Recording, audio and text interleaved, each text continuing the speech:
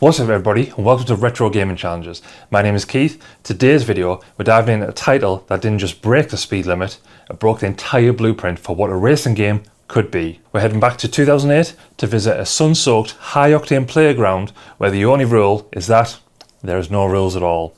We're talking about Criterion Games' absolute masterstroke for the PlayStation 3, and that is Burnout Paradise. Now, take yourselves back to January 2008. The PlayStation 3 was still finding its footing, and the racing genre was largely divided between the ultra-serious sims like Gran Turismo and the tight level-based arcade racers. The Burnout franchise was already a titan in the latter category, from the original game through Burnout 2, Point of Impact, and the legendary Burnout 3, Takedown, and also Burnout Revenge. We knew what to expect: linear tracks, claustrophobic traffic, and spectacular choreographed crashes. But Criterion, they wanted more. They wanted a living, breathing world where the challenge wasn't just hitting the apex of a corner, but learning the geography of an entire city. This transition to an open world game was the absolute massive gamble that could have alienated the core fan base, yet it had become the definitive Burnout experience. So the core of it all is understanding Paradise City itself. This isn't just a map, it's a meticulously crafted machine designed for speed. The map is divided into 5 distinct districts, each offering a unique, different flavour of high-speed chaos. You have White Mountain, where the narrow winding roads and steep drops provide a terrifying test of your reflexes. Silver Lake, with its wide open vistas and massive jumps that let you truly see the scale of the world Criterion built. Palm Bay Heights gives you the coastal high society vibe, while Downtown Paradise is dense, neon-lit grid where a takedown is lurking at every intersection. Finally, there's Big Surf, a construction and industrial zone that feels like a dedicated stunt park. Learning these zones is the first step towards getting your Burnout Elite license. The biggest gameplay shift, and the source of the game's primary retro gaming challenge, is the no menu philosophy. In 2008, when we used to selecting a race from a list in Paradise, the city is the menu. You pull up to any of the traffic lights in the city, spin your tyres, and the event starts. This creates a seamless flow that makes it incredibly easy to lose 3, 4, 5, 6, 7 hours in a blink of an eye, but there is a catch. Criterion removed the invisible walls, so when a race starts, the game gives you a finish line, usually like a landmark or a windmill, or the observatory says get there, and how you do that is up to you. This any route racing is where the skill ceiling truly reveals itself. You aren't just fighting the other drivers, you're fighting your own knowledge of the city.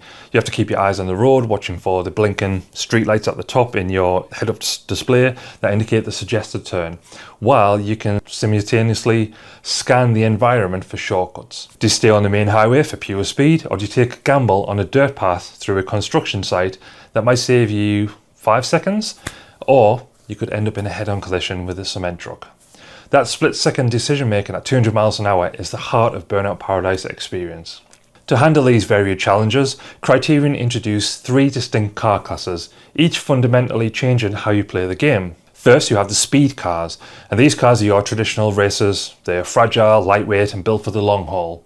The boost bar only refills when you drive dangerously, but once it's full, you can burn out, chaining multiple bars together for a sustained, terrifying burst of velocity. Then you also have the aggression class. So these are the tanks of Paradise City. They're heavy, they're durable, and their boost bar grows larger with every takedown that you score.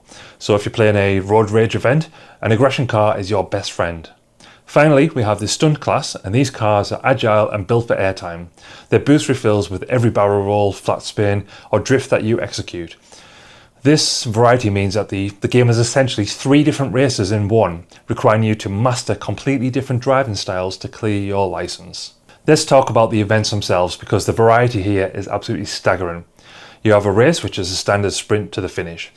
You have a road rage challenge, which challenges you to score a specific number of takedowns before your car is totaled. You have a marked man, which is a tense survival horror version of a race, where you're being hunted by blacked out SUVs that want nothing more to grind you into a bridge piling.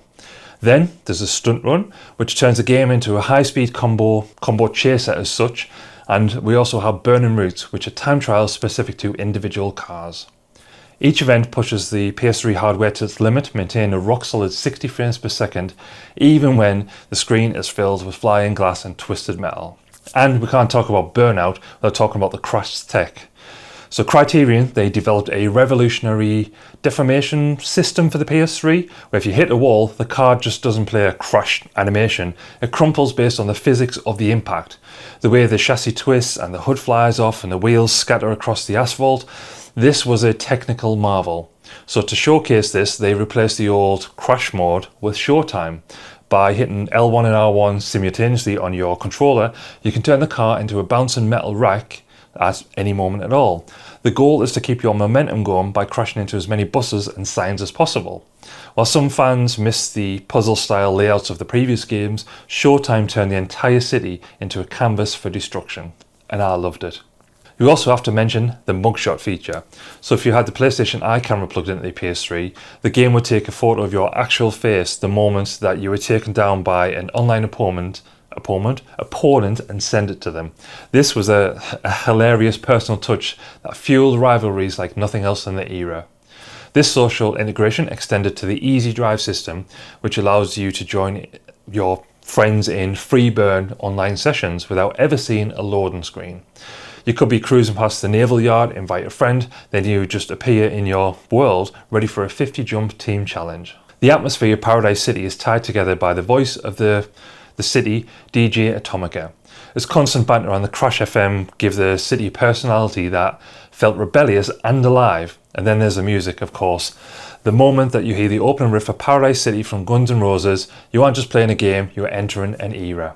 The soundtrack was a perfect blend of high-energy rock and electronic tracks that kept your heart rate elevated for the duration of your play session. As we look at the legacy of Burnout Paradise today, it stands as the peak of the arcade racing genre. It managed to balance the freedom of an open world with the white-knuckle intensity of a focused racer. It rewarded exploration, punished hesitation, and made every crash feel like a cinematic event. Whether you were searching for all 400 smashes, hunting down the elusive carbon cars, or just trying to set a new time record on Angus Wharf, the game offered an endless stream of goals to chase. It remains an absolute masterpiece of design, a technical powerhouse for the PS3, and a game that truly lived up to its name. I also got it on the PS4 as well. Amazing. Thank you for tuning into this retrospective. We hope you enjoyed the video. If you did, why not drop a comment on this video about the memories that you have of the game. Head over to another video for another respective look at some of the gaming classics on the channel. But until next time, see ya.